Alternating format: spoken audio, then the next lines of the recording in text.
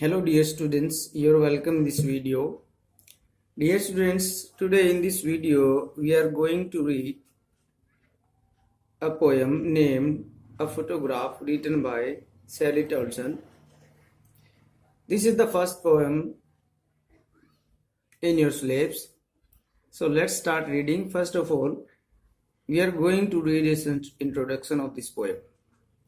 Dear students, आज इस video में हम पोएम जिसका नाम है फोटोग्राफ है, जिसको सैली टॉल्सन ने लिखा है, को पढ़ेंगे। ये आपके सिलेबस में पहली पोएम है। चलिए पहले इस पोएम की हम थोड़ी सी इंट्रोडक्शन देख लेते हैं। So dear students, let's see here. यहाँ देखिए, in this poem the poetess sees a photo of her mother. इस कविता में क्या बताया कि जो पोएटेस है अपनी माँ की एक तस्वीर यानी फोटो देखती है। देन रिमाइंड्स हर मदर, फिर वो अपनी माँ को याद करती है। She imagines her mother by seeing in the photograph, वो अपनी माँ को फोटोग्राफ में देख के उसकी कल्पना करती है। Then she expresses her feelings in her poem, फिर वह अपनी कविताओं में अपनी भावनाओं को व्यक्त करती है। मीन्स टू से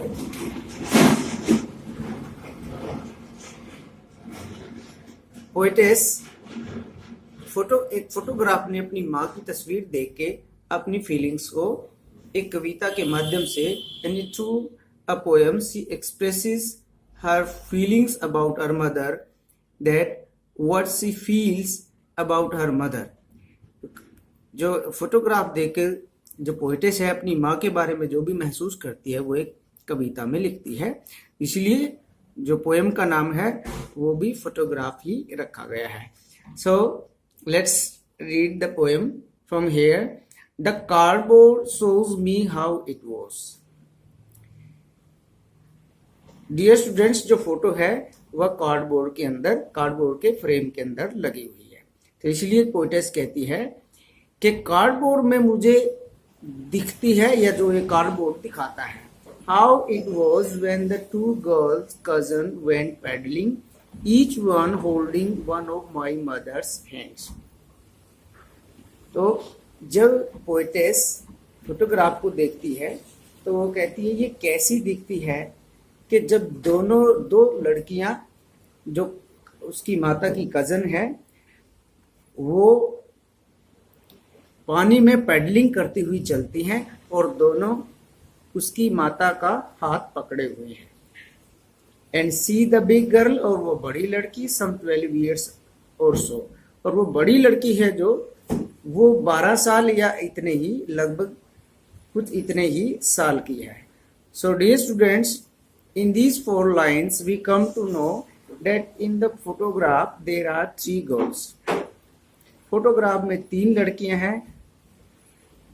2 girls are small and one of them is big girl. The big girl is near about 12 years old and there are 2 small girls. They are walking in the sea water on a beach. इन 3 लाइनों में हमें पता चलता है कि photograph में 3 लड़कियां दिख रही हैं। 2 छोटी लड़कियां हैं, एक बड़ी लड़की है। बड़ी लड़की कोई 12 साल की है। 2 छोटी लड़कियां बड़ी लड़की का हाथ पकड़े हुए हैं और वो पानी में बीच पर पानी में समुद्र के पानी में चल रही हैं। All 3 stood to smile through their hair. तीनों की 3 लड़कियां जो एक जगह खड़ी हो जाती हैं और फिर वो अपने चेहरे पर आए हुए बालों में से देखकर हंसने लगती हैं, मुस्कुराती हैं। At the uncle with the camera, अपने अंकल के ऊपर जो अंकल कैमरा लिए हुए था। मीन्स टू से the 3 girls are standing in the water, in the sea water. And there is their uncle also. He is having a camera. He is trying to take their snap. And when he is ready to take their snap, they smile to him. तो तीनों लड़कियां पानी में खड़ी हो जाती हैं। उनके साथ उनका अंकल भी है जिनके पास कैमरा है और वो कैमरे से उनकी तस्वीर लेने के लिए तैयार होता है। तो जैसे ही वो तस्वीर लेने लगता है तो तीनों लड़कियां अंकल की तरफ देखकर मुस्कुराने लगती हैं। A sweet face my mother's that was before I was born.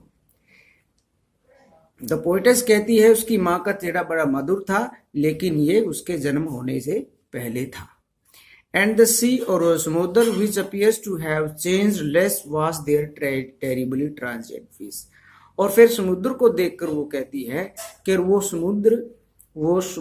सागर जो बहुत कम बदला हुआ लगता है, वो तस्वीर में दिखाई दे रहा है कि समुद्र की लहरें उनके ट्रांजिएंट पैरों को धो रही हैं. Transient, terrible transient feet means यहाँ पर ट्रांजिएंट मीन होता है क्षण भंगुर, जो मॉर्टल हो, जो एक दिन खत्म हो जाएगा.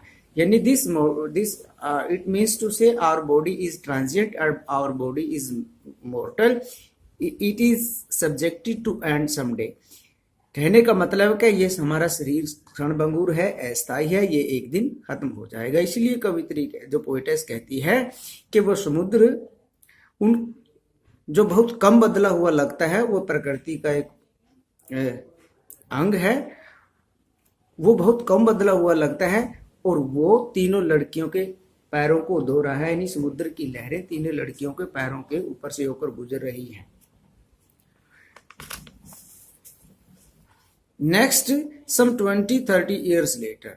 तो यहाँ पर द पोएटेस है, फिर 20-30 साल के बाद आ जाती है फोटो को देखती हुई. फिर वो बात करती है, she would laugh at the snapshot. वो इमेजिन करती है कि 20-30 साल के बाद उसकी माँ अगर उसके पास होती तो काश वो कहती, वो फोटो को देखकर कहती, सी बेटी एंड डोली.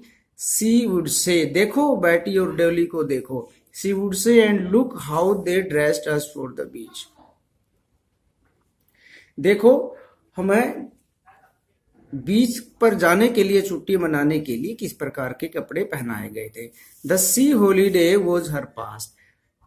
छुट्टियां, समुद्र पर छुट्टियां यानी सागर के मुहाने, सागर के पास बीच पर जाकर छुट्टियां बनाना उसकी माँ का भूतकाल रहा है, यानी वो गुजरा हुआ जमाना हो गया है. Mine is her laughter. अब कवित्री के पास, द पोएटेस के पास केवल उसकी माँ की यादें और उसकी हंसी ही बची है, क्योंकि वो उसको फोटो में जब देखती है तो उसको वो फोटो में देखती है कि उसकी माँ मुस्कुरा रही है. बहुत worry with the laboured ease of loss.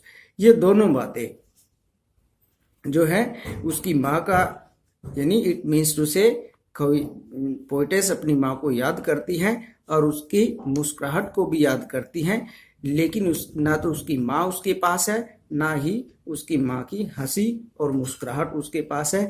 और वो बड़ी मुश्किल से, लेबर्ड ईज का मतलब है बड़ी कोशिश करके उसने थोड़ा सा हल्का और रिलीफ महसूस किया, क्योंकि उसकी माँ को याद करके उसको बड़ा दुख होता है. उसने अपने दिल को बड़ी तसल्ली दी बड़ी मुश्किल से, और राहत महसूस करी अपनी माँ को याद करते हुए. बिकॉज आगे कहती है, now she has been dead nearly as many years. क्योंकि उसकी माँ बहुत इतने ही साल हो गए मरे हुए, यानी 10-12 साल हो गए, near about 10 or 12 years old. The poetess mother has been dead. She is not in this world. वह इस संसार में नहीं है. As that girl lived and of this circumstances there is nothing to say at all. और इन परिस्थितियों में वो कुछ भी नहीं कह सकती. It's silence, it's silence, it's silence, silences. क्योंकि तस्वीर में दिख रही जो है उसकी माँ अब जिंदा नहीं है, और तस्वीर केवल एक उनकी जो है फिजिकल पिक्चर दिखा रही है.